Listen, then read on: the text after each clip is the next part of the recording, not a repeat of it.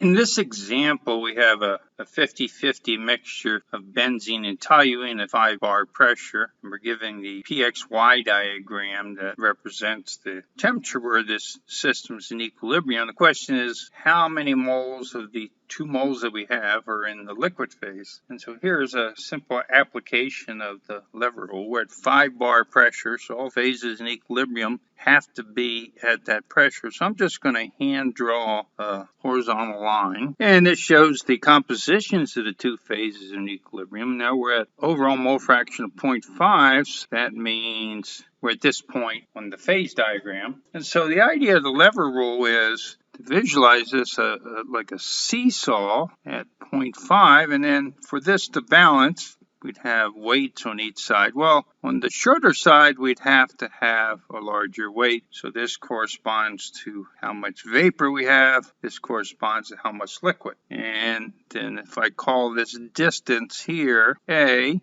and this distance B, then the lever rule just says that A times the amount of liquid equals B times the amount of vapor. And I'm just going to measure with a ruler. When I do that, this is 1.9 and this is 0.75. Now, vapor plus liquid must equal the total 2 moles that we have. So I can rewrite this as 1.9 liquid, 0.75, 2.0 minus the amount of liquid. So I can solve this for the amount of liquid, 0.566. Well, just measure this by hand, so 2 significant figures is probably more that we can justify. But we can see we have more vapor than liquid, as indicated by this lever rule diagram. And essentially what we're doing is a mass balance, but this is just a way to demonstrate graphically how to do this.